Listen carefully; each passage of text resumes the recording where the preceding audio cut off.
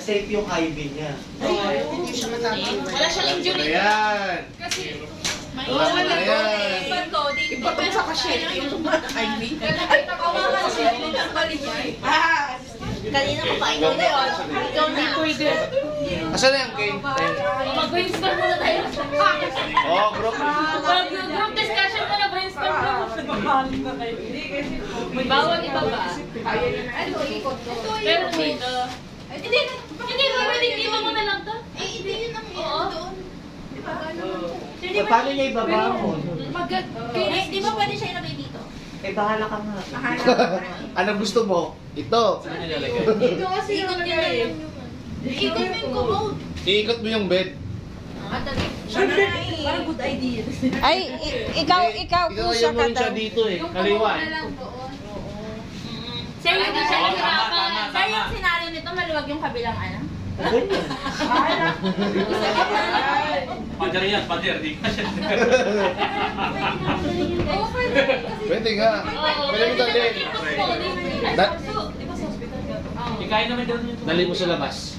Di ba ang ano Hindi pwede. Jam. Bawal daw kunin.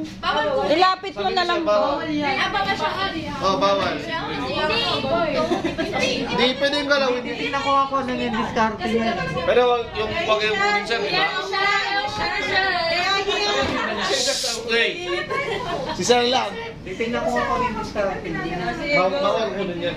Pwede, basta wag lang bababa. Kasi bawal sa kanila. Basta hanggang heart. Alam ako dyan. Alam ako dyan. Ako din. Kasi nanay tatay ko lagi. Sino ba matay? Hindi, tsaka ganyan ang ginagawa sa ano. Nasa level pa rin. Cesarean. Oh. Yung cesarean na magsisian. Opo. Nanay tatay ko, pasado na kami dyan eh.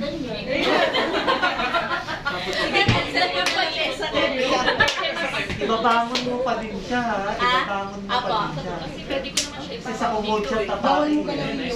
Hindi kasi nagkasakit. Pwede mo hindi. Kaya sinasabi na siya. Ikaw mo ito. Para hindi ka na mahirapan.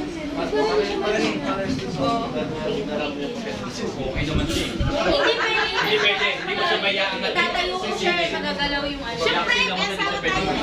Pwede niya. Sige. Di ba?